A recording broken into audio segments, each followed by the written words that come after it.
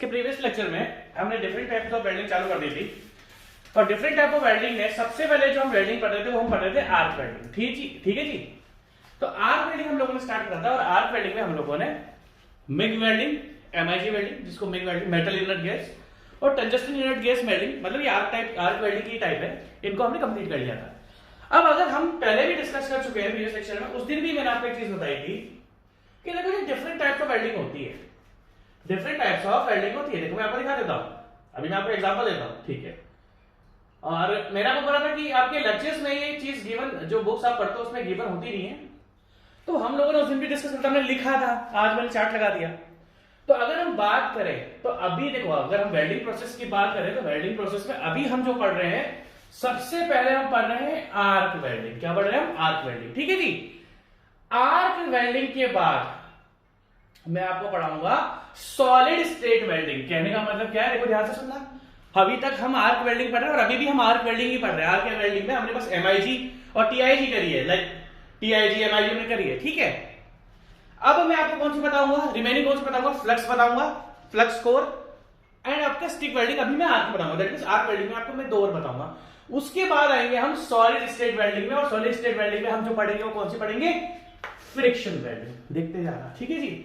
उसके बाद हम न्यूअर वेल्डिंग में पढ़ेंगे। न्यूअर वेल्डिंग में हम पढ़ेंगे इलेक्ट्रॉन बीम मेथड और लेजर बीम मेथड, ठीक है जी। उसके बाद हम पढ़ेंगे रेजिस्टेंस वेल्डिंग और रेजिस्टेंस के बाद हम पढ़ेंगे गैस वेल्डिंग। तो अगर आप देख सकते हो तो वेल्डिंग इतने टाइप्स की है।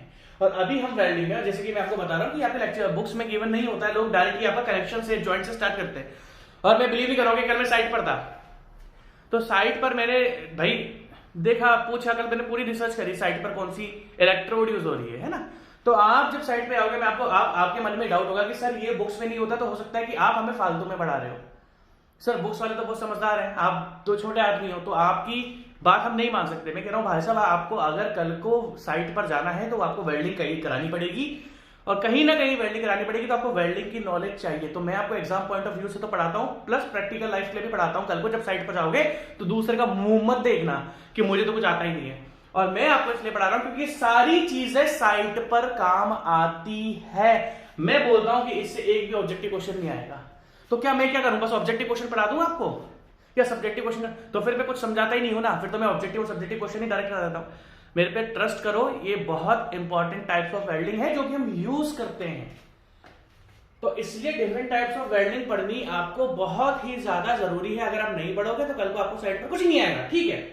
तो अभी हम आर्क वेल्डिंग में पढ़ रहे हैं, आर्क वेल्डिंग में हम 4 पढ़ेंगे। हाँ, इनमें से मैं आपको फालतू नहीं पढ़ाऊंगा। कहने का मतलब क्या है, अगर हम सॉलिड स्टेट वेल्डिंग की बात करते हैं तो सॉलिड स्टेट वेल्डिंग में मैं आपको बस फ्रिक्शन पढ़ाऊंगा, ना मैं आपको अल्ट्रासोनिक पढ़ाऊंगा, ना मैं आपको डिफ्यूजन पढ़ाऊंगा, ना मैं आपको एक्सप्लोसिव पढ़ाऊंगा, क्योंकि ये तीनों किसी काम के नहीं है, बहुत ही रेयरली देखने को मिलती है। अगर हम बात करें अपनी, ठीक है जी, अगर हम बात करें अपनी, तो अगर हम बात करते हैं, मान लो हमने एमआईजी कर ली, टीआईजी कर ली, ठीक है, हम फिर अपने स्टिक वेल्डिंग करेंगे, अभी हम अपने फ्लक्स वेल्डिंग करेंगे, ये चारों इंपॉर्टेंट है। उसके बाद अगर हम सॉलिड स्टेट वेल्डिंग में आते हैं तो आपका फ्रिक्शन इंपॉर्टेंट है। उसके बाद अगर हम अपनी न्यूअर वेल्डिंग में आते हैं तो ये दोनों इंपॉर्टेंट है, ठीक है जी। उसके बाद अगर हम अपनी रेजिस्टेंस वेल्डिंग में आते हैं तो ये थोड़ी बहुत स्पॉट और सील, ये दोनों इंपॉर्टेंट है, ठीक है जी। चलो ये भी आपने बट भी ले लिया, ठीक है। और अगर हम गैस वेल्डिंग की बात करते हैं तो मैं आपको ऑक्सी एसिटिलीन वेल्डिंग पढ़ाऊंगा। कहने का मतलब है हम ज्यादा वेल्डिंग नहीं पढ़ रहे हैं, आपको बस नॉलेज रखनी कौन कौन सी होती है। और हाँ, इन सब में से लाइक अगर आर्क वेल्डिंग की बात करता हूँ, सॉलिड स्टेट वेल्डिंग की बात करता हूँ, न्यूअर वेल्डिंग की बात करता हूँ, रेजिस्टेंस और गैस वेल्डिंग, इनमें से जो इंपॉर्टेंट है, जो आपको कभी ना कभी देखने को मिल सकती है, मैं बस आपको वो पढ़ा रहा हूं, ठीक है जी। तो हम वापस से आते हैं आर्क वेल्डिंग में। अगर आर्क वेल्डिंग की बात है तो एमआईजी और टीआईजी, उसको मिग और टिक भी बोलते हैं, मिग वेल्डिंग और टिक वेल्डिंग।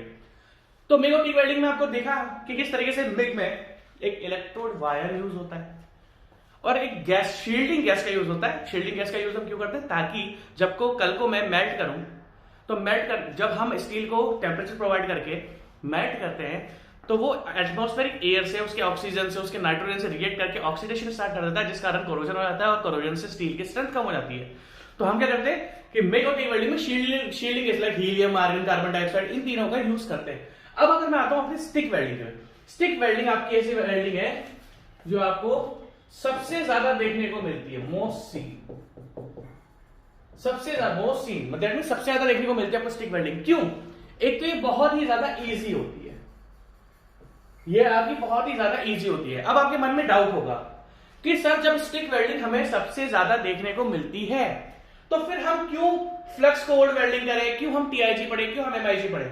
आपके भेजे में ये डाउट आ सकता है, आपके भेजे के अंदर ये डाउट आ सकता है कि जब सर स्टिक वेल्डिंग ही हमें सबसे ज्यादा देखने को मिलती है तो दैट मींस स्टिक वेल्डिंग सबसे ज्यादा अच्छी होगी। नहीं भाई, आपके भेजे में क्या, देखो आपको जो सबसे ज्यादा वेल्डिंग देखने को मिलेगी वो कौन सी मिलेगी, आपको आर्क वेल्डिंग, और आर्क वेल्डिंग में भी कौन सी मिलती है, स्टिक वेल्डिंग।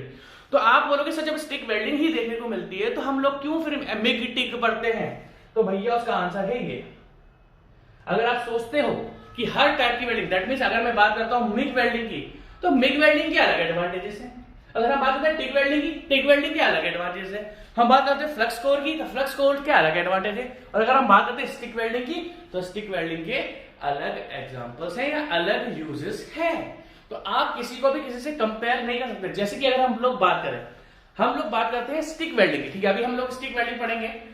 तो स्टिक वेल्डिंग अगर हम बात करें तो stick welding generally thick section के लिए यूज होती है। दैट मींस जब थोड़े बहुत सेक्शन मोटे होते हैं, उन मोटे सेक्शन के लिए थिक वेल्डिंग, मान लो कोई सेक्शन मोटा है तो हम स्टिक वेल्डिंग यूज करते हैं। बट अगर मेरे पास सेक्शन बहुत पतला है तो फिर मैं रिमेनिंग टाइप, दैट मींस अगर हम बात करते हैं मेरा सेक्शन थोड़ा सा मोटा है, इतना मोटा मान लो आप, मान लो हमारा 12 सेंटीमीटर का है, तो 12 सेंटीमीटर का सेक्शन अगर आप ज्वाइन कर रहे हो तो उसके लिए आपकी स्टिक वेल्डिंग सबसे अच्छी है। अगर कहीं पर हवा चल रही है बहुत तेज तो स्टिक वेल्डिंग सबसे अच्छी है। पर अगर मैं बोलूं कि मेरा सेक्शन बहुत पतला है तो फिर मुझे मिग वेल्डिंग पर जाना पड़ता है, फिर मुझे टिक वेल्डिंग पर भी आना पड़ता है। तो कहने का मतलब है सबके अलग अलग हैं। अगर हम बात करते हैं कोई ऐसा आप स्टील स्ट्रक्चर को, कोई ऐसा स्टील स्ट्रक्चर आप ज्वाइन करो जिसमें बहुत ही ज्यादा कोरोजन हो रखा है। भाई देखो, अगर कोई पुराना स्टील स्ट्रक्चर है और उसमें कोरोजन हो रहा है और कल को वहां पर आपको वेल्डिंग की जरूरत पड़ेगी तो उसके लिए सबसे अच्छी कौन सी होती है, फ्लक्स कोर वेल्डिंग। तो दैट मींस अगर आप ये बोलोगे कि हमें, आपको पता है स्टिक वेल्डिंग क्यों देखने को मिलती है, क्योंकि स्टिक वेल्डिंग सबसे अच्छी होती है एयर में, जहां पर हवा चलती रहती है ना। अगर देखो, अगर बात करते हैं मिग की, टिक की और फ्लक्स कोर की, तो इन तीनों में गैसेस यूज होती है और गैसेस कभी भी हवा में यूज नहीं होती। और वहीं पर हम बात करते हैं स्टिक वेल्डिंग की, तो स्टिक वेल्डिंग आपका हवा में यूज होता है, तेज हवा भी चलती रहेगी तो भी वेल्डिंग कर देगी। तो हमारा ये एडवांटेज है। पर ये मैं ये नहीं बोलूंगा कि हमें हमेशा स्टिक वेल्डिंग, अगर मेरे पास बहुत पतला सेक्शन है, थिनर सेक्शन है, तो फिर मैं मिग वेल्डिंग पर जाऊंगा। अगर मेरे पास कोई ऐसा सेक्शन है जिसमें बहुत ही ज्यादा कोरोजन है और मजबूरी में आपको उसको रिपेयर करना पड़ेगा, फिर मैं फ्लक्स कोर पर जाऊंगा। अगर कहीं पर तेज हवा चल रही है तो मैं स्टिक वेल्डिंग पर जाऊंगा। तो इस तरीके से इनके डिफरेंसेस हैं। तो आप अपने भेजे में ये नहीं बोल सकते, आप अपने भेजे में ये नहीं डाल सकते कि जब मुझे स्टिक वेल्डिंग ही सबसे ज्यादा देखने को मिलनी है तो मैं स्टिक वेल्डिंग को ही पढ़ूं, हमें दूसरी वेल्डिंग्स को भी पढ़ना पड़ेगा। ठीक है, अब अगर हम बात करते हैं स्टिक वेल्डिंग की, तो जिस तरीके से मिग, टिग और फ्लक्स कोर में आपके पास दो ऑप्शंस हैं, चाहो तो गैस यूज करो, चाहो तो gas, do not use gas. Flux core में दो चीज होती है, फ्लक्स कोर में अभी छोड़ दे। अगर हम स्टिक वेल्डिंग की बात करें तो स्टिक वेल्डिंग में होता है, एक तो वेल्डिंग मशीन होती है, एक आपकी वेल्डिंग गन होती है। उस वेल्डिंग गन के अंदर एक आपकी क्या होती है भैया, वेल्डिंग मशीन होती है, उसके अंदर एक वेल्डिंग गन लगी हुई होती है। और वेल्डिंग मशीन और वेल्डिंग गन मैंने आपको फोटोग्राफ में पहले पिक्चर्स में पहले दिखा दिया, तो इसलिए मैं यहाँ पर फोटो लगाया नहीं, क्योंकि मैं आपको पहले दिखा चुका हूं, आपके भेजे में पता होगा। ठीक है, अब क्या होता है कि इसमें हमें क्या, वेल्डिंग मशीन में बस इलेक्ट्रिसिटी चाहिए। जिस तरीके से मिग और टिग वेल्डिंग में आपको शील्डिंग गैसेस चाहिए होती थी, इसमें आपको शील्डिंग गैस नहीं चाहिए, क्योंकि जो इलेक्ट्रोड के ऊपर फ्लक्स लगा हुआ होता है, जैसा कि मैंने आपको बताया था इलेक्ट्रोड्स होती हैं। अगर हम मिग वेल्डिंग की बात करते हैं तो मिग वेल्डिंग, मेरी बात ध्यान से सुनना, अगर हम मिग वेल्डिंग की, तो मैं इसको हटा देता हूं, अगर हम मिग वेल्डिंग की बात करते हैं, देखो ध्यान से देखना, मिग में वायर यूज होता है, टिग में टंगस्टन यूज होता है, फ्लक्स में वायर यूज होता है, और स्टिक वेल्डिंग में इलेक्ट्रोड यूज होती है। तो अगर हम बात करें मिग वेल्डिंग का जो वायर है वो पिघलता है, वो मेल्ट होता है, दैट मींस वो कंज्यूमेबल है, वो फिलर होता है, इसमें ये कंज्यूमेबल है। फ्लक्स वायर में भी, जो फ्लक्स वेल्डिंग में जो हम वायर यूज करेंगे वो भी आपका फिलर मटेरियल होता है, जैसे कि मैं आपको बता चुका हूं फिलर मटेरियल क्या होता है। तो आपका फ्लक्स वेल्डिंग में भी जो वायर यूज होता है वो पिघलता है, मेल्ट होता है और एज ए फिलर की तरह काम आता है, तो ये भी कंज्यूमेबल है। स्टिक वेल्डिंग का जो इलेक्ट्रोड है ये भी कंज्यूमेबल है, मतलब ये फिलर मटेरियल की तरह वहां पर बेस मटेरियल पर जाकर ज्वाइन हो जाएगा, चिपक जाएगा, स्टिक हो जाएगा। बट टंगस्टन का जो इलेक्ट्रोड होता है उसका बहुत हाई मेल्टिंग पॉइंट होता है, तो वो पिघलता नहीं है, बस वो आपको हीट प्रोवाइड करता है। अब अगर हम आगे की बात डिस्कस करें तो स्टिक वेल्डिंग में जैसे कि मैंने आपको बताया था, एक वेल्डिंग मशीन होगी, वेल्डिंग मशीन के बाद उसमें एक वेल्डिंग गन होगी, वेल्डिंग गन में हम इलेक्ट्रोड फंसा देते हैं और इसमें कोई आपको जरूरत नहीं होती, क्योंकि इलेक्ट्रोड के इसमें आपको कोई शील्डिंग गैस की जरूरत नहीं होती। क्यों नहीं होती? क्योंकि इसके इलेक्ट्रोड के ऊपर फ्लक्स की कोटिंग होती है, जो कि शील्डिंग गैस की तरीके से ही काम करती है। देख लेते हैं क्या लिखा, stick welding also known as shielded metal arc welding, SMAW। Stick welding को हम क्या बोलते हैं? Shielded metal arc welding. Manual process है। मैनुअल प्रोसेस का मतलब क्या है? हमें हाथों से करना पड़ता है। देखो आपने एक चीज देखी होगी, इसमें कहीं पर लिखा हुआ है मैनुअल, कहीं पे लिखा हुआ है सेमी ऑटोमेटिक, कहीं पे लिखा हुआ है ऑटोमेटिक। ऑटोमेटिक का मतलब क्या है? जो टोटली मशीन करेगी। अगर मैं आपसे फ्रिक्शन वेल्डिंग की बात करता हूं, लाइक अगर मैं स्टिक वेल्डिंग की बात करूं, तो स्टिक वेल्डिंग मुझे हाथ से पकड़ के करनी पड़ती है। हम जो वेल्डिंग गन होती है, हम उसको हाथ से पकड़कर उस एरिया में जहां पर हमें वेल्डिंग करनी है, हम अपने हाथ से पकड़कर उसको वेल्डिंग करते हैं। अगर मैं बात करता हूं friction welding, friction welding is a totally automatic process. Friction welding में आपको स्टील पीसेस को, जो बेस मटेरियल है जिनको आपको ज्वाइन करना है, उनको बस आपको मशीन्स में लगा देना है। मशीन्स में लगाने के बाद अपने आप उसमें वेल्डिंग होती है। तो friction welding is a automatic process, where as stick welding is a manual process, that means हमें हाथ से करना पड़ता है। It is a manual process that is often used in high wind. जैसे कि मैंने क्या बोला, तेज हवा में आउटडोर रिपेयर सिचुएशन। आपको क्यों दिखती है सबसे ज्यादा? क्योंकि हवा में जो तेज हवा चलती है, जैसे मान लो कोई दुकान वाला है, वेल्डिंग की दुकान है जिसके यहाँ पर वेल्डिंग होती है, तो वो आपको स्टिक वेल्डिंग, क्योंकि वो ओपन एटमॉस्फेयर में कर रहा है। वहीं पर अगर हम फ्रिक्शन की बात करते हैं या इलेक्ट्रॉन बीम की बात करते हैं या लेजर वेल्डिंग की बात करते हैं, तो ये कमरे के अंदर बंद होती है, ये अंदर बंद होती है, इवन कुछ तो वैक्यूम के अंदर भी होती है। तो कहने का मतलब क्या है? कहने का मतलब सिंपल सा ये है, स्टिक वेल्डिंग भी इसलिए देखने को मिलती है क्योंकि ये एयर से अफेक्ट नहीं होती, क्योंकि इसमें कोई शील्डिंग गैस यूज नहीं होती है। तो ये लिखा हुआ है मैंने आपसे क्या कि जो वेल्डिंग मशीन होती है वो करंट से चलती है। It utilise a power source. कल की बात बताता हूं मैं आपको। कल मैंने वेल्डिंग मशीन ऑन कराई, मैंने उसका पीछे देखा कितना करंट है और कितना उसके अंदर वोल्टेज है। तो जैसा कि हमने बोला, जब भी वेल्डिंग होगा, वेल्डिंग में लो वोल्टेज होता है और हाई करंट होता है। तो कल जब मैंने वेल्डिंग मशीन में कल गया साइट विजिट कर रहा था, कल जो मैंने वेल्डिंग मशीन स्टार्ट कराई, तो उसके अंदर जो मुझे वोल्टेज मिला था वो मिला था 75, और जो करंट मिला था, दैट मींस जो वोल्टेज था वो था 75 वोल्ट, और जो करंट था वो था 133 एम्पियर्स। अरे मेरी आप कल ही तो वेल्डिंग की मैं देख के आया साइट, कल विजिट कर रहा था, मैंने चले जाते वेल्डिंग मशीन लेके आज देखता हूँ क्या है। तो अपन यूज करते हैं वेल्डिंग साइट पर। तो मैंने उससे बोला कि आप मशीन को ऑन कर, वैसे उस टाइम मशीन चल नहीं रही थी, तो मैं उसके इलेक्ट्रोड्स देखने लग गया। जो इलेक्ट्रोड वो यूज कर रहे थे वो अलग थी आपकी, ना 6013 ना 7, एक तो 7018, एक आपकी वो 7018 ये वाली यूज कर देते हैं, दूसरी इसमें देकर नहीं रखी हुई, एक तो वो 7018 यूज कर रहे थे, दूसरी इलेक्ट्रोड इसमें देकर नहीं रखी हुई, तो मैं आपको बता भी नहीं रहा हूं, वो 8 से थी। ठीक है, खत्म करते बात। तो कहने का मतलब क्या है, तो मैंने आपसे कहा था कि जो हमारा इलेक्ट्रिक आर्क भी प्रोड्यूस होता है वो high current and low voltage होता है। तो और वेल्डिंग मशीन में भी सेम है, वोल्टेज था 75 और करंट था 133। मैंने एक बार चालू तो कर प्रैक्टिकली भी तो देखें क्या है। वो अपना वेल्डिंग कर रहे थे, तो उस टाइम तो नहीं कर रहे थे, मैं जब गया था विजिट करने के लिए, मैं साइड विजिट करने जाता हूं, तो उस टाइम तो नहीं था। चलो एनीवेज कोई बात नहीं। तो सिंपल सी बात है, आपको करंट चाहिए होगा, पावर सोर्स चाहिए होगा for welding machine. Current passes through, current मैंने आपको क्या बताया, सर्किट कंप्लीट होता है, कैथोड एंड एनोड बताया था मैंने आपको। तो जो इलेक्ट्रोड होती है वो आपका कैथोड की तरह काम करता है, जो बेस मटेरियल है वो आपका एनोड की तरह काम करता है। तो क्या होगा कि current passes through the leads to electrode, electrode के थ्रू करंट गया, फिर आपने बेस मटेरियल के टच करा, सर्किट कंप्लीट हुआ, स्पार्किंग हुई, हल्का सा दूर कर लिया, वेल्डिंग चालू हो जाएगी। Shielding gas is not needed for this process because the electrode is covered in flux which protects the arc during welding. जैसे कि मैंने आपको बताया कि आपका स्टिक वेल्डिंग में आपको गैस की कोई भी शील्डिंग गैस की जरूरत नहीं पड़ती है, क्योंकि इसके अंदर ऑलरेडी फ्लक्स होता है। अब अगर हम बात करते हैं इलेक्ट्रोड्स की, जो कि मैंने आपको पहले के लेक्चर्स में भी बताई थी, डिफरेंट इलेक्ट्रोड्स जो हम इलेक्ट्रोड्स यूज करते हैं, जो हम इसका इतना साइज होता है, तो मान लो 0.3 से 4 mm इतना था उसका, मैंने कल पकड़ा 3। देखो मैंने अभी डेटा नहीं बता रहा हूं आपको, बट इलेक्ट्रोड आपका अगर हम 3 to 6 mm, 3 नहीं, जो उसके अंदर का इलेक्ट्रोड था, जो मेटल होता है, जो कार्बन का, स्टील का बना होता है, एल्यूमिनियम का बना होता है, वो तो पतला था। इलेक्ट्रोड मेरी इतनी मोटी थी, अब इतना 6 mm की थी वो इलेक्ट्रोड, अराउंड 6 mm की इलेक्ट्रोड थी वो, मैंने हाथ से पकड़ के देखी थी कल। ठीक है जी। तो अगर इलेक्ट्रोड की बात करें तो अराउंड 6 mm की होती है, और अराउंड आपकी 10 इंच की होती है ना, 10 या 12 इंच की होती है, इससे ज्यादा की नहीं होती इलेक्ट्रोड, है ना, ठीक है। तो हम different type of stick welding में ये, क्योंकि आपको सबसे ज्यादा मिलेगा, तो सबसे ज्यादा जो साइट पर देखो जी, सबसे ज्यादा जो साइट पर आपको इलेक्ट्रोड यूज होगी वो होगी 6013 एंड 7018। जैसा कि मैंने आपको बोला था, लो टू मॉडरेट कार्बन कंटेंट, क्या मतलब है इसका भाई, देखो Fe250 है, Fe 500 है, तो जैसे अगर हम 500 पे आते हैं, और अगर हम Fe, मैं आपको ग्रेड ऑफ स्टील की बात कर रहा हूं, लाइक Fe250 है या Fe 500, तो इन दोनों का कार्बन कंटेंट अलग अलग होता है, ठीक है।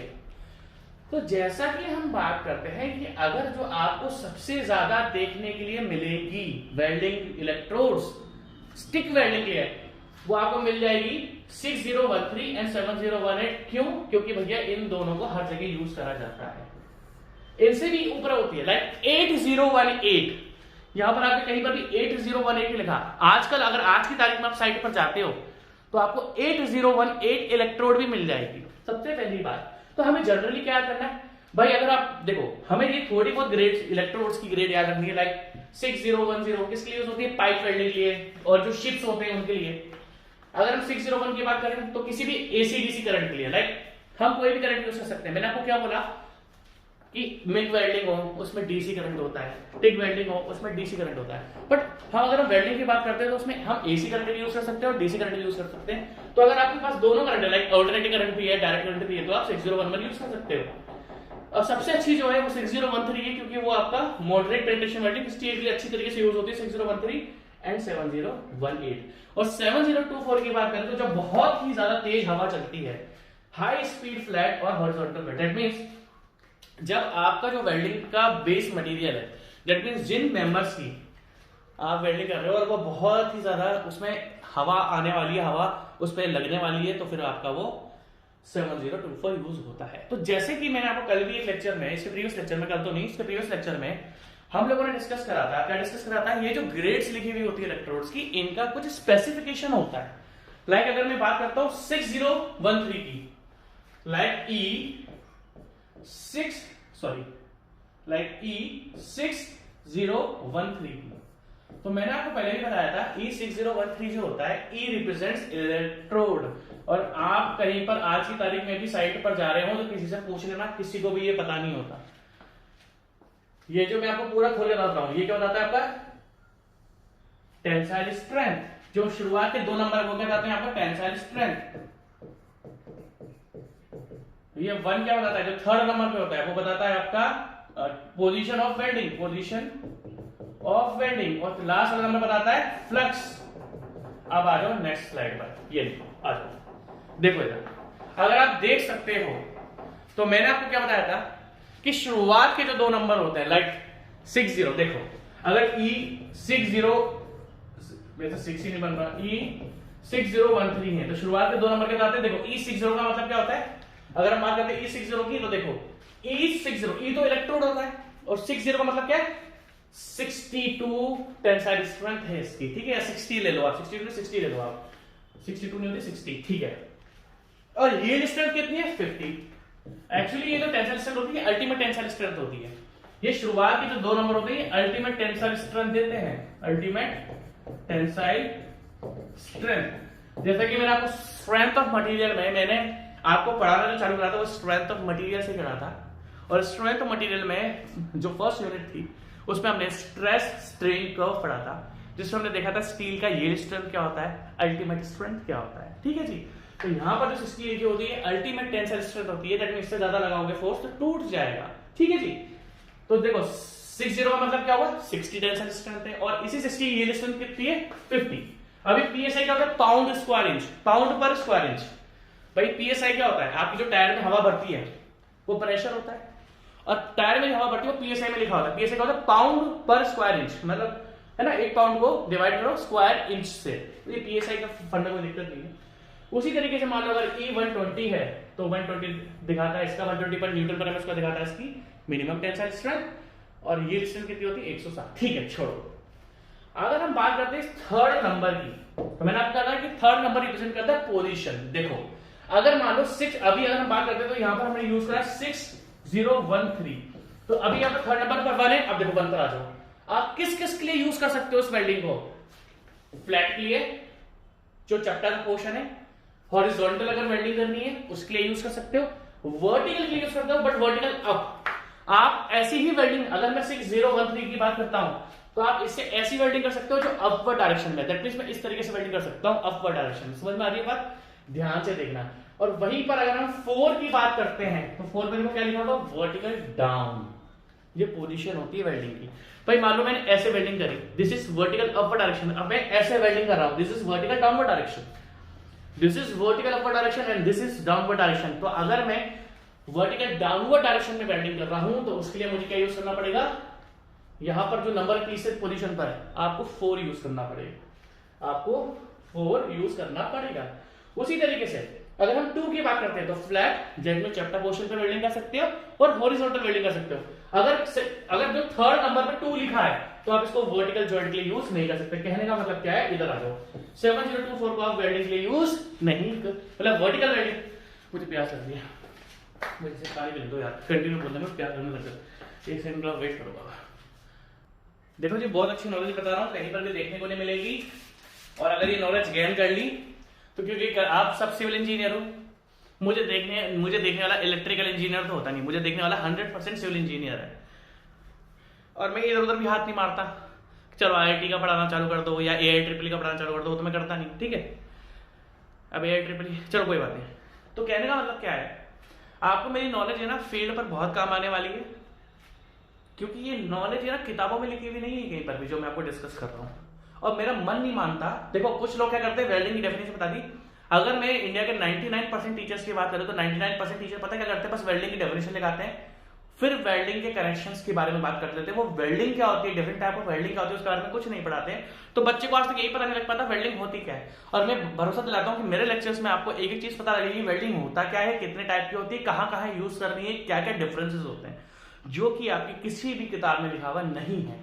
और आप बोलोगे तो सर आप जब किताब में लिखा हुआ तो आप हमें क्यों पढ़ाते हो, आप तो बेवकूफ हो। मैं बोलूंगा मैं बेवकूफ नहीं हूं, मैं साइट का इंजीनियर हूं, मैं साइट पर काम करवाता हूं। कल को आपको भी साइट पर जाना है ना, तो साइट पर जाओगे तो ये सारी नॉलेज काम में आएगी और मुझे थैंक यू बोलोगे, ठीक है। आप साइट पर जब चल जाओगे सरकारी बन के और आपसे पूछेंगे लोग यार आपको नॉलेज बहुत है, तो आप मेरा नाम लोगे, यार वो बंदा पढ़ाता है इतना अच्छा था कि हमें सब कुछ उसने सिखा दिया। इवन जो आप बड़े बड़े स्टील के प्रोजेक्ट्स बनाते हो, लाइक इनकेस आप 3rd ईयर में हो तो आप स्टील स्ट्रक्चर्स का प्रोजेक्ट ले लो, और प्रोजेक्ट लेने के बाद 4th 3rd year final year में प्रोजेक्ट के बाद आप स्टील स्ट्रक्चर्स पढ़ना। और ये चीजें जब आप प्रोजेक्ट में भी ये चीजें आप बताओगे तो टीचर आपका इतना इंप्रेस हो जाएगा कि पूछो मत, ठीक है, क्योंकि वो उसको भी इतनी कम नॉलेज होगी कि इतनी डीप नॉलेज बहुत कम लोगों को होती है, ध्यान रखना, ठीक है। आगे बात करते हैं। तो अगर हम बात करते हैं, अगर 3rd नंबर पे 2 लिखा हुआ है, दैट मींस इस वाली पोजीशन पे, इस वाली पोजीशन पर 2 लिखा हुआ है, तो हम only flat that means chapter portion और हॉरिजॉन्टल वेल्डिंग ही कर सकते हैं। और अगर हम बात करते हैं 4 की, अगर तीसरी जगह में 4 लिखा है तो आप फ्लैट हॉरिजॉन्टल ओवरहेड, ओवरहेड क्या होता है, हाइट से ऊपर, हाइट से ऊपर भी वेल्डिंग कर सकते हो, बट आपको वर्टिकल डाउनवर्ड करनी पड़ेगी, ठीक है। और उसी तरीके से हम आगे की बात करें, ये आप चाहो तो अभी मैं लिखने का टाइम दूंगा, अभी आपका लिखने का टाइम नहीं है, अभी मैं लिखाता हूं। और उसी तरीके से आ जाओ।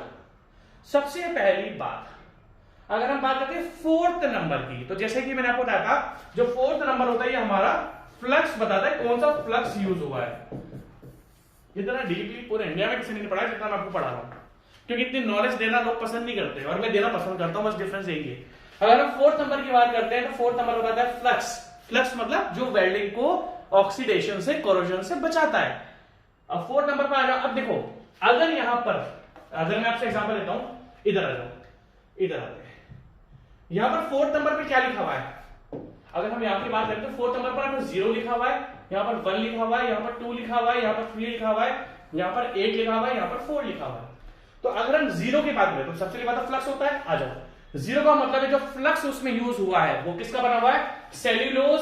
एक सेकंड, जो फ्लक्स इसमें यूज हुआ किसका यूज हुआ, सेल्यूलोज एंड सोडियम, ठीक है जी। अगर आपका लास्ट में लाइक 6010, तो लास्ट वाली जो डिजिट होती है वो बताता है कौन सा फ्लक्स यूज हुआ है। तो लास्ट में जो 0 लिखा होता है वो क्या बताता है आपको कि जो फ्लक्स यूज हुआ है वो सेल्यूलोज और सोडियम का है, ठीक है जी। अब आते हैं अगले पर, यहां पर क्या लिखा हुआ, 1 जो फ्लक्स यूज होता है वो क्या होता है, सेल्यूलोज एंड पोटेशियम। फिर आता है कौन सा, फिर आपको क्या लिखा हुआ है यहां पर 2। अगर मान लो किसी भी इलेक्ट्रोड में लास्ट डिजिट जो 4th डिजिट होती है वो लिखी हुई है 2, तो 2 का मतलब क्या हुआ आपका रूटाइल, RUT। देखो इलेक्ट्रोड में रूटाइल बहुत यूज होता है। रूटाइल जो फ्लक्स हमारा बनाते हैं वो रूटाइल का बनाते हैं, मैक्सिमम जगह को रूटाइल लिखेगा, ठीक है। तो अगर 2 लिखा हुआ है तो रूटाइल और सोडियम, 3 लिखा हुआ है तो रूटाइल एंड पोटेशियम, 4 लिखा तो रूटाइल एंड आयरन पाउडर, 5 लिखा तो लो हाइड्रोजन एंड सोडियम, 6 लिखा तो लो हाइड्रोजन पोटेशियम, 7 लिखा तो iron powder and iron oxide, 8 लिखा हुआ है तो low hydrogen and iron powder. Like मैंने जो कल यूज देखी थी 8018,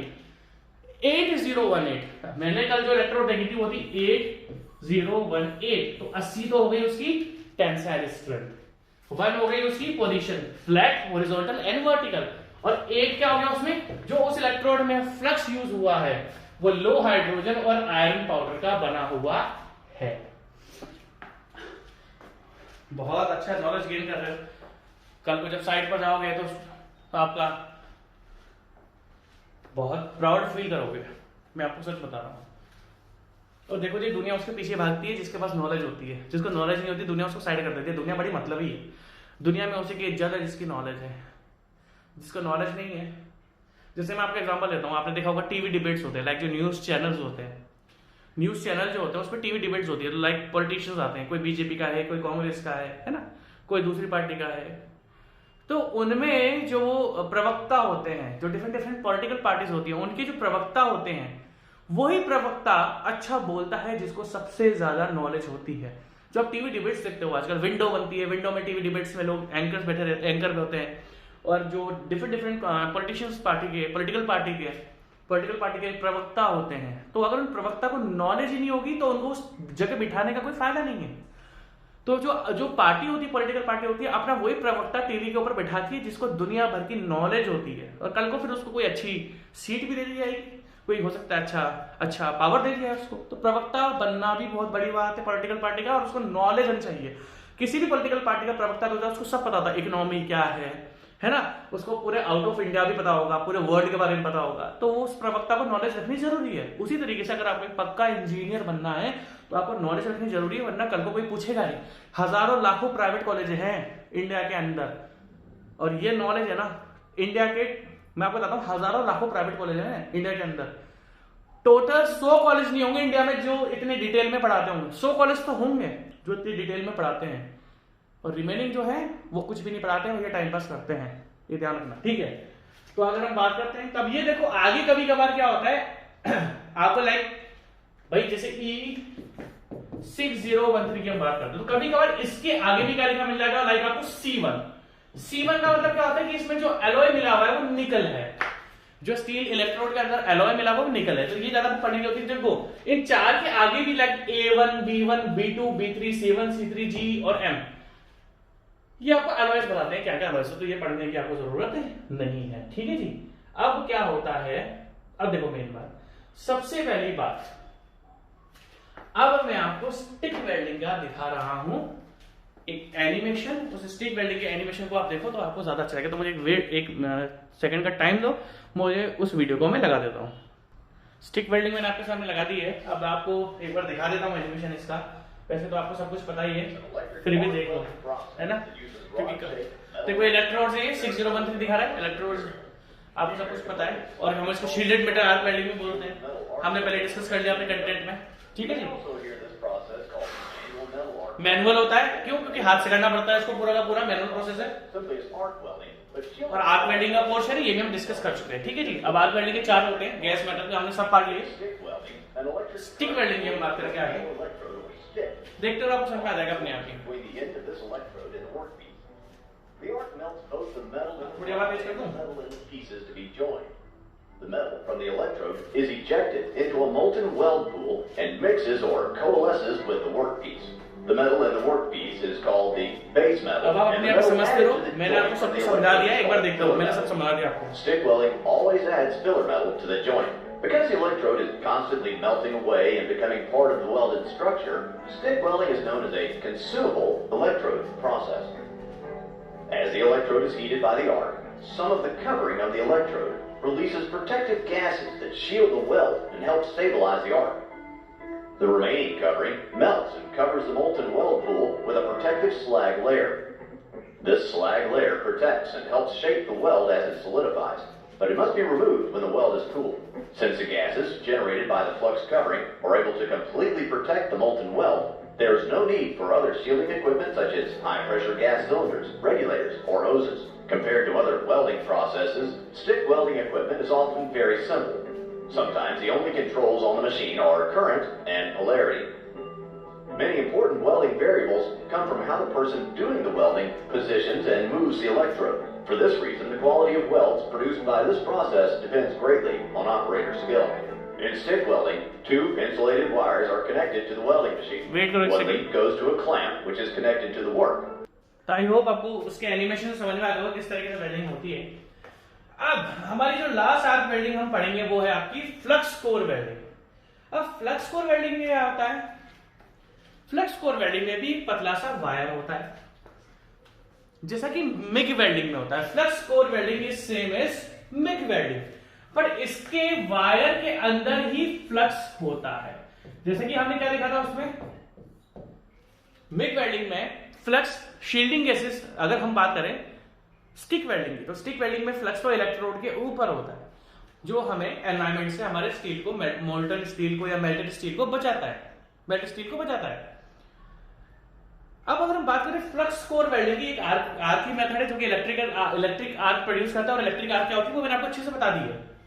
अगर हम फ्लक्स कोर वेल्डिंग की बात करें तो फ्लक्स कोर वेल्डिंग क्या करती है? फ्लक्स कोर वेल्डिंग आपका सेम मिग वेल्डिंग की तरह, डिफरेंस क्या है कि मिग वेल्डिंग में सॉलिड वायर होता है और फ्लक्स हम उसमें शील्डिंग गैस यूज करते हैं। इसमें फ्लक्स वायर के अंदर ही होता है, ठीक है जी। अब इसमें आपके पास दो मेथड है, या तो आप देखो इस वायर को विदाउट गैस यूज करो या विद गैस यूज करो, मतलब इसको हम same to same MIG welding की तरह भी यूज कर सकते हैं, ठीक है। तो लिखने का क्या, पहले तो आप ये लिख लेना, ठीक है।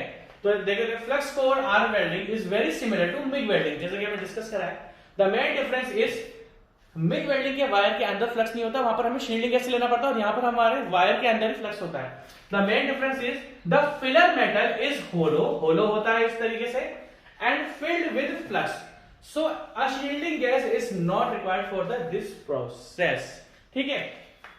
वही हाँ, ठीक है। अब देखो मेरी बात, मैं इसका वापस आपको एनिमेशन दिखाता हूं, तो इसको एनिमेशन से आपको थोड़ा और ज्यादा अच्छा दिखेगा। 2 मिनट वेट, 1 सेकंड वेट करो बस,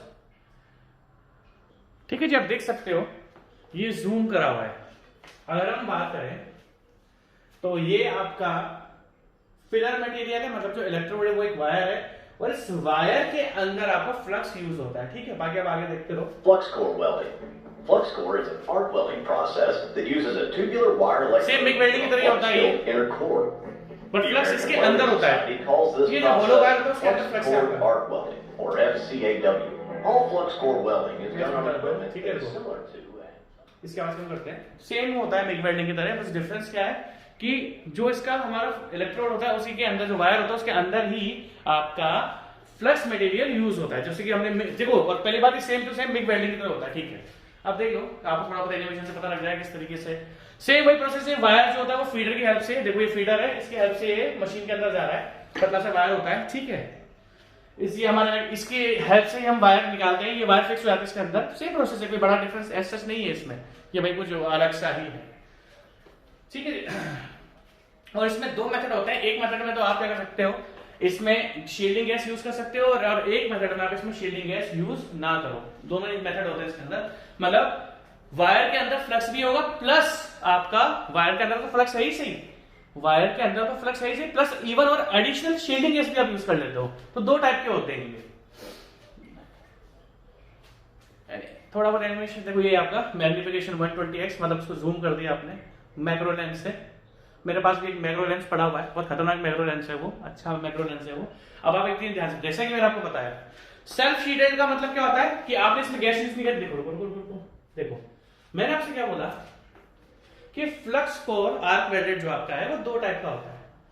एक तो आप जो उसमें इलेक्ट्रोड पतला सा वायर यूज कर रहे हो उसी के अंदर फ्लक्स है, तो उसको हमने बोलते हैं सेल्फ शील्डेड, उसको हमने क्या बोल दिया, सेल्फ शील्डेड। दूसरा आपने क्या करा, जो आपका फ्लक्स कोर है, फिलर मटेरियल के अंदर तो फ्लक्स है, प्लस आपने एडिशनल गैस भी यूज कर ली, तो उसको क्या बोलते हैं, flux core arc welded gas shielded. इसमें ओनली वायर का फ्लक्स है, इसमें वायर का फ्लक्स भी है प्लस शील्डिंग गैस भी है, वही आपका आर्गन वार्गन जो है, हीलियम जो है, ठीक है। दो टाइप के होते हैं, हम लोग डिस्कस कर चुके हैं इस चीज को, तो ऐसा इसमें कोई बड़ा डिफरेंस है नहीं। तो इसका हम सेम ही है, तो इसको मैं पॉज करता हूँ और मैं वापस आता हूँ अपने लेक्चर में।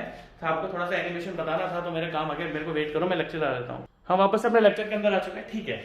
तो ये चाहे आप चाहो तो इसको लिख लो एक बार, चाहो नहीं लिखना ही है, ये मैंने आपको लिखा ही नहीं।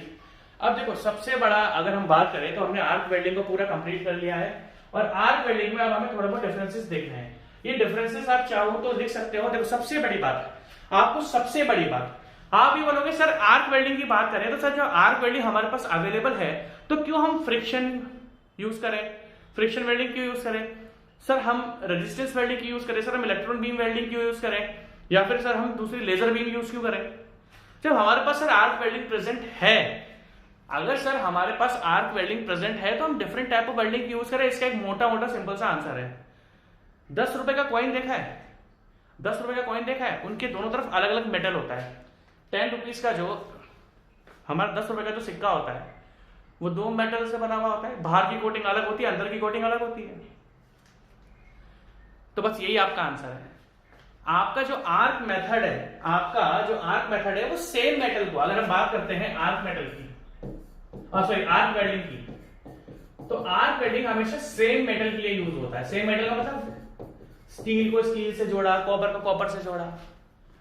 बट जो रिमेनिंग मेथड्स हैं आपके, उन रिमेनिंग मेथड्स में हम कॉपर को एल्यूमिनियम से जोड़ सकते हैं। दैट मीन जो 10 रुपीज का कॉइन है वो क्या है, अलग अलग मेटल ज्वाइन है ना उसके अंदर, सेम होता है रिमेनिंग के लिए। जो आर्क वेल्डिंग है वो हमेशा सेम स्टील को, लाइक स्टील को स्टील से जोड़ा, एल्यूमिनियम को एल्यूमिनियम से जोड़ा। बट जो रिमेनिंग है लाइक फ्रिक्शन, लाइक रेजिस्टेंस, इसमें हम दो अलग अलग को जोड़ सकते हैं। लाइक कॉपर को हम एल्यूमिनियम से जोड़ देंगे, स्टील को एल्यूमिनियम से जोड़ देंगे। जब दो अलग अलग मेटल जोड़ते हो तो ये रिमेनिंग यूज होते हैं, और जब सेम मेटल को यूज करते हैं तो हम आर्क वेल्डिंग को यूज करते हैं। तो सिंपल सी बात है।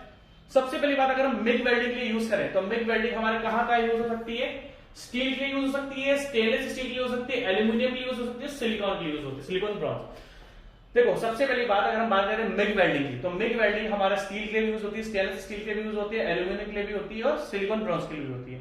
अगर हम अपना टिग वेल्डिंग के लिए करें तो आपको यूजेस लिखना है, यूजेस कहां कहां, ये पूरा चार्ट आपको बनाना है। मैं तो पढ़ा, मेरे पास तो लिखा पड़ा है। हमारा अगर टिग वेल्डिंग, यहां पर लिखो टिग वेल्डिंग, ये दिख नहीं रहा आपको, टिग वेल्डिंग। टिग वेल्डिंग इसके होता है steel, stainless steel, aluminium, copper, brass, titanium and magnesium. Titanium and magnesium के लिए आपका टिग वेल्डिंग। टाइटम, ये क्वेश्चन बहुत अच्छा है।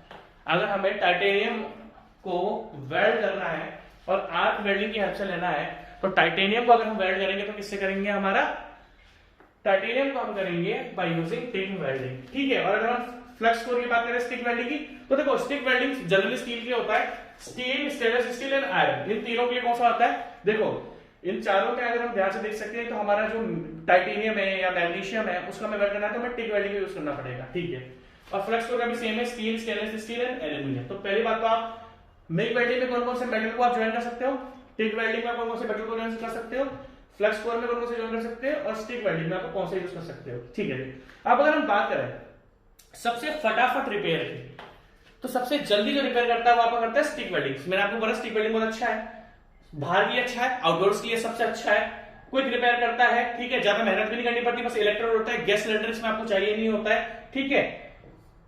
और आपका ये याद रखना कि ये थोड़ा इफेक्टिव होता है मोटे मेंबर्स पर, ज्यादा पतले मेंबर्स होंगे तो उस पर ये इफेक्टिव नहीं होता है। और आउटडोर्स मतलब ये एयर के लिए, जहां पर एयर फ्लो ज्यादा होता है, एयर, वहां पर भी हम इसको स्टिक वेल्डिंग को यूज कर सकते हैं, ठीक है। अब अगर हम बात करते हैं मिग वेल्डिंग की, तो मिग वेल्डिंग का क्या है, मिग वेल्डिंग आप थिन के लिए भी यूज कर सकते हो, थिक के लिए भी यूज कर सकते हो, दोनों के लिए यूज कर सकते हो। Can weld thinner metals than stick welding. Stick welding ज्यादा पतले मेंबर्स को वेल्ड नहीं कर पाता, तो हम कौन से मेंबर यूज करेंगे, मिग वेल्डिंग को यूज करेंगे, ठीक है। ये भी सस्ता ही होता है, कोई ज्यादा सच महंगा नहीं है, ठीक है। ये दोनों को वेल्ड करता है, थिन को भी करता है, थिक को भी करता है। अब अगर हम बात करें फ्लक्स कोर वेल्डिंग की, तो फ्लक्स कोर, देखो फ्लक्स कोर हमने भी जस्ट रिसेंटली पढ़ा है कौन कौन से मेटल्स के लिए होता है और क्या क्या फ्लक्स कोर आपका होता है। तो ये नॉर्मल से डिफरेंसेस हैं, इसमें इस डिफरेंसेस को आप बस इनमें आप है ना बस मेटल को लिख लो, कौन कौन से मेटल के लिए यूज होता है, ऐसा आपको पढ़ने की जरूरत नहीं है, ठीक है। अब आता हूं मैं अपने नेक्स्ट टॉपिक पर। तो यहां पर हमारा आर्क वेल्डिंग कंप्लीट हो चुका है और आज के लेक्चर में मैं आपके टाइप ऑफ वेल्डिंग कंप्लीट कर दूंगा और नेक्स्ट लेक्चर में हम अपने वेल्डिंग कनेक्शंस को पढ़ेंगे। वेल्डिंग कनेक्शंस आपके क्या होते हैं, ठीक है जी।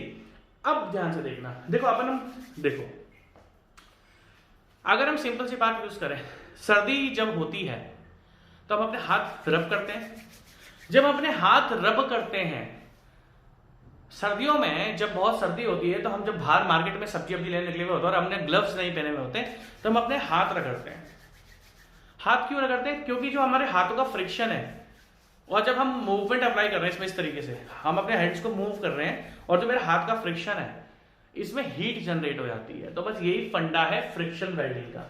फ्रिक्शन वेल्डिंग क्या होती है? फ्रिक्शन वेल्डिंग का सिंपल सा फंडा है कि आपको दो मटेरियल के बीच में इतना फ्रिक्शन जनरेट कर देना है।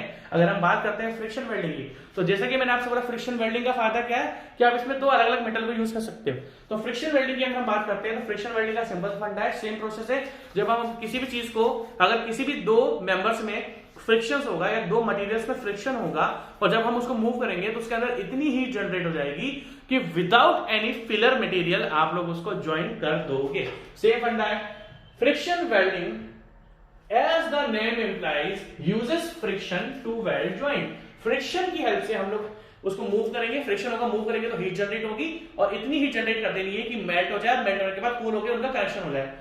There are no external heat applied on the joining process. That means जिस तरीके से हम जितनी भी अपनी आर्क वेल्डिंग है उसमें इलेक्ट्रिक आर्क फॉर्म करते थे बाय यूजिंग करंट। अगर आप आर्क वेल्डिंग की बात करोगे तो आर्क वेल्डिंग में आपने हर जगह इलेक्ट्रिसिटी यूज करी थी, इलेक्ट्रिक करंट यूज करा था फॉर जनरेटिंग इलेक्ट्रिक आर्क। यहां पर कोई इलेक्ट्रिक आर्क जनरेट नहीं होती है, यहां पर डायरेक्ट हीट अप्लाई, यहां पर हमें कोई भी इलेक्ट्रिक करंट नहीं चाहिए उनको वेल्ड करने के लिए, या हीट फ्रिक्शन की हेल्प से हम लोग इसको यूज करते हैं। Hence, friction welding is not a fusion weld process. Fusion weld process का मतलब क्या है? जिसमें आप with the help of other process आप heat generate कर रहे हो। आप यहाँ पर only with the help of electricity नहीं करेंगे, हम बस friction की हेल्प से ही मेल्ट कर देंगे। It's not a fusion weld process but a solid state. Solid state का मतलब क्या है कि आप फ्रिक्शन प्रोवाइड करोगे, मेल्ट करोगे, कूल होगा और आपका ज्वाइन हो जाएगा। Where the resultant joint is often as strong as the parent metal. Parent metal का मतलब क्या होता है कि जो मटेरियल की प्रॉपर्टी है और जहां पर ज्वाइंट होगा वहां पर भी सेम मटेरियल की प्रॉपर्टी ही आ जाएगी, इस तरीके से, ठीक है। This welding technique is employed in several industries joint parts, ठीक है। अब देखो ध्यान से, अगर फ्रिक्शन की बात करते हैं तो फ्रिक्शन का प्रोसेस क्या है? वही, if you rub your palms against each other you will observe that your palms, that means जब मैंने आपको जो बताया, जब हाथ हम गर्म करते हैं तो जब हम हाथ रगड़ते गर्म करते हैं, सेम प्रोसेस है।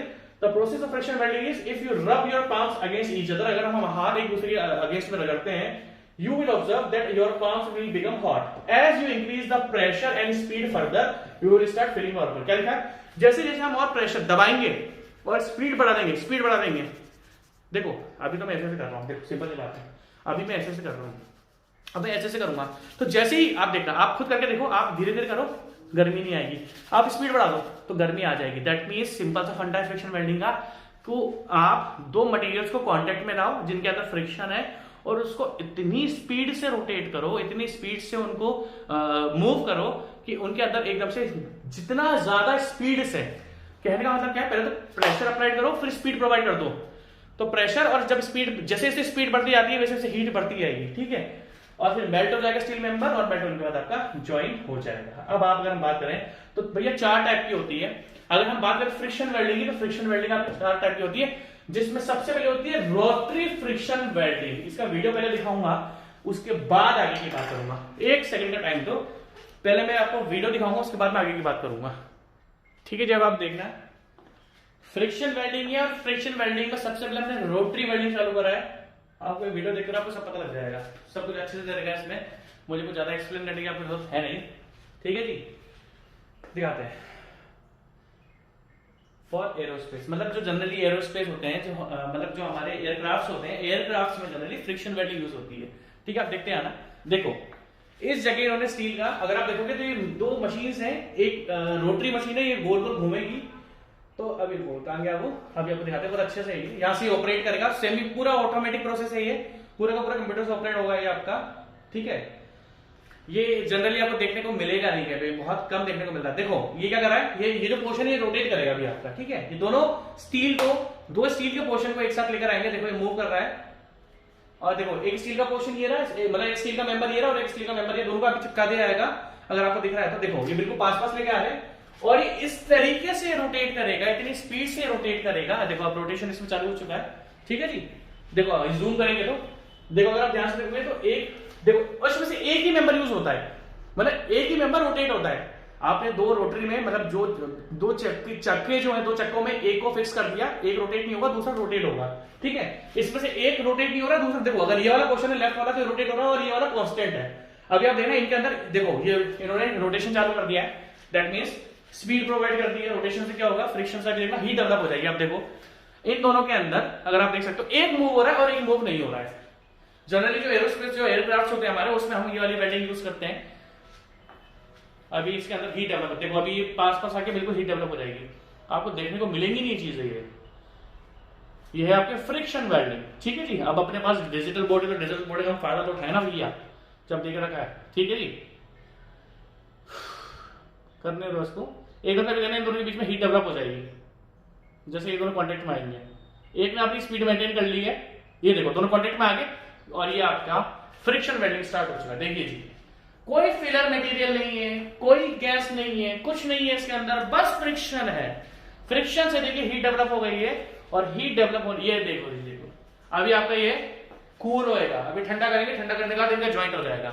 अभी मैं दिखाऊंगा आपको, आप देख सकते हो दोनों मेंबर्स के बीच में, ये देखो अब देखो ये ठंडा हो रहा है, कूलिंग स्टेजेस का सारे यूट्यूब पे पड़े हुए हैं ये, ठीक है। तो आप देख सकते हो ठंडा हो चुका है और इन दोनों के बीच में ये देखो देखो अभी निकलेगा, इन दोनों के बीच में ज्वाइंट हो चुका होगा, कनेक्शन हो चुका है इन दोनों के बीच में। कुछ भी आपने इलेक्ट्रोड यूज नहीं करा, कुछ भी आपने शील्डिंग गैस यूज नहीं करा, बस आपने सिंपल सा फ्रिक्शन प्रोवाइड करा। एक सेकंड वेट करिए। तो अगर मैं आपसे फ्रिक्शन वेल्डिंग की बात करूं तो फ्रिक्शन वेल्डिंग में हमने सबसे पहले कौन सा पढ़ा, rotary friction welding. Rotary friction welding में क्या हुआ, हमने दो मटेरियल्स ले, एक में तो हमने रोटेशन प्रोवाइड करा और दूसरे में हमने रोटेशन प्रोवाइड नहीं करा और फाइनली उनके फ्रिक्शन के बीच में, फ्रिक्शन की वजह से इतना हीट डेवलप हो गया कि दोनों का जो ज्वाइंट था, जो दोनों का इंटरफेस था, इंटरफेस मतलब दोनों की जो बाउंड्री थी, वहां पर इतना हीट डेवलप हो गया कि स्टील आपका मेल्ट हो गया और without any using electrode, without using any shielding, ये सब हमने उसको ज्वाइन कर दिया। Out of the two materials, one is rotated over the surface of the other where the weld is required. The process uses compressive axial force. क्या हुआ, इन्होंने force भी लगाया और रोटेशन भी प्रोवाइड करा। The process uses compressive axial force and the high rotation speed. This combination causes the plasticization of the material of even leading to a bond between the two. दोनों में से एक को रोटेट करा, एक को रोटेट नहीं करा और उसके बाद आपने टेम्परेचर आपका हीट प्रोड्यूस होगी और हीट से आपका वेल्ड हो गया। आप मुझे नेक्स्ट पॉइंट करने दो, जो हमारा दूसरा फ्रिक्शन वेल्डिंग होता है। हमारा दूसरा फ्रिक्शन वेल्डिंग का नाम है लीनियर फ्रिक्शन वेल्डिंग। जो हमारी दूसरी फ्रिक्शन वेल्डिंग है उसका नाम है लीनियर फ्रिक्शन वेल्डिंग। पहले मैं आपको इसका वीडियो दिखाता हूं, वीडियो दिखाने के बाद मैं इसके आगे की बात डिस्कस करूंगा। लीनियर फ्रिक्शन वेल्डिंग का मैं आपके सामने लगा चुका हूं, अगर आप देखोगे ध्यान से तो इसमें दो मेटल है, फर्स्ट मेटल ये रहा, सेकंड मेटल ये रहा, ठीक है। फर्स्ट मेटल ये रहा, सेकंड मेटल ये रहा। अब जो ऊपर वाला है या कोई भी, इसमें जिस तरीके से रोटरी वाले फ्रिक्शन मेथड में एक रोटेट कर रहा था और एक कांस्टेंट था, इसमें भी सेम ऐसा ही है, एक आपका कांस्टेंट रहेगा और दूसरा वाला आपका उसके ऊपर ऑसिलेट करेगा। ऑसिलेट मतलब जैसे पेंडुलम करता है, इस तरीके से ऑसिलेट करेगा। लीनियर, लीनियर मतलब स्ट्रेट, इस तरीके से ऑसिलेट करेगा। वहां पर क्या होता है, रोटेशन हो रहा था, यहां पर ये क्या करेगा, लीनियर ऑसिलेट करेगा और ऑसिलेट करने से हीट जनरेट आपकी हो जाएगी। आप देख लो, उसके बाद आपको अपने आप ही पता लग जाएगा। देखो ऊपर वाला पोर्शन आपको ऑसिलेट कर रहा है, हिल रहा है, प्रेशर भी लग रहा है, दैट मींस फोर्स लगाना है, ऐसे नहीं कि प्रेशर भी लगाना है। प्रेशर देखो, अभी आप देखते जाओ इन दोनों के, देखो देखो देखो देखो जी, इनके बीच में हीट जनरेट हो चुकी है। और हीट क्यों, क्योंकि आपके इन दोनों के बीच में फ्रिक्शन है। फ्रिक्शन और फोर्स की वजह से या प्रेशर की वजह से, फ्रिक्शन और फोर्स की वजह से या प्रेशर की वजह से इन दोनों के बीच में आपका हीट जनरेट हो चुका है। और इस देखो, आप देख लो हमें, ठीक है जी, ये देखो इन दोनों के, और इन दोनों के बीच में ये मेल्ट हो चुका है और मेल्ट होने के कारण अब आपका जब कूल होगा, ठंडा होगा, तब ये आपका सोलिडिफाई हो जाएगा। ठीक है, मेरे को एक सेकंड दो, मैं अपने कंटेंट पे वापस आता हूँ, मुझे थोड़ा भागा थोड़ी जल्दी नहीं पड़ती है। तो आइडिया लग गया होगा आपको लीनियर फ्रिक्शन वेल्डिंग में क्या होता है। लीनियर फ्रिक्शन वेल्डिंग में एक मटेरियल तो आपका ऑसिलेट होता है और दूसरा मटेरियल सेम रहता है with other at high speed with high compressive forces. Forces हमेशा लगाना है, याद रखना फोर्सेस हमेशा आपको लगाना है इन अ रेसिप्रोकेटिंग, मतलब बार बार रिपीट जो हो रहा है। The resulting heat generated at the surfaces causes the metal to plasticize, मतलब पिघल जाएगा, and the oxide of surface level contaminants are burned off and expelled at the sides. That means इस तरीके से आपका हो जाएगा। ठीक है, नेक्स्ट आपका फ्रिक्शन वेल्डिंग। नेक्स्ट हमारा है दो टाइप का, बहुत इंपॉर्टेंट है। एक होता है आपका फ्रिक्शन स्टिर वेल्डिंग और दूसरा होता है आपका फ्रिक्शन स्टिर स्पॉट वेल्डिंग। ये बहुत इंपॉर्टेंट है। अगर आप देखोगे क्या लिखा है, फ्रिक्शन स्टिर वेल्डिंग और फ्रिक्शन स्पॉट वेल्डिंग। अगर मैं आपको बताता हूं तो आप देख सकते हो यहां पर एक पिन है। क्या है, यहां पर एक पिन है जो कि रोटेट होती है। देखो अगर हम बात करते हैं फ्रिक्शन स्टिर वेल्डिंग में, तो यहां पर एक पिन है जो कि रोटेट होती है और फिर इसके अंदर जाकर रोटेट होकर हीट जनरेट कर देती है और पूरा थ्रू आउट द लेंथ जाती है। और वहीं पर अगर हम फ्रिक्शन स्टिर स्पॉट वेल्डिंग की बात करते हैं तो मैं आपको दिखा देता हूं क्या होता है। ये एक पॉइंट पे लगा, फिर दूसरे पॉइंट पे लगा। सबसे पहले देखो क्या होता है, यहां पर जो दो मेंबर्स हैं, दो मेंबर्स को चिपका के रख दिया।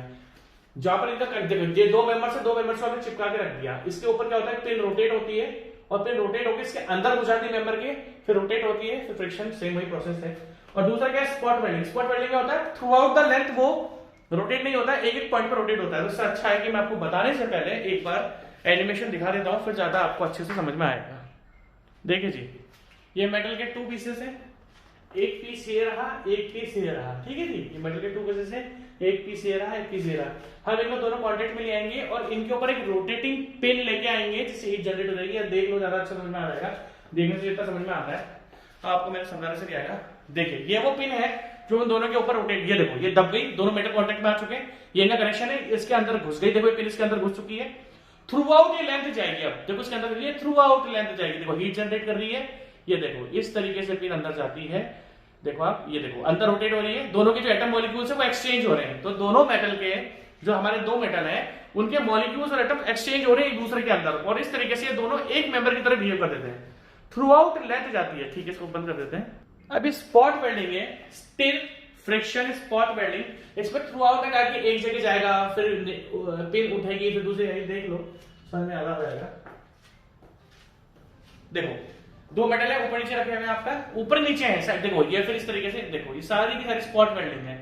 गई इस जगह आएगा, प्रेशर लगाएगा, फ्रिक्शन आएगा। ये देखो दोनों, देखो ये दो मेंबर्स का इंटरफेस दिख रहा है, ये इन्होंने एक पॉइंट पर ज्वाइन कर दिया।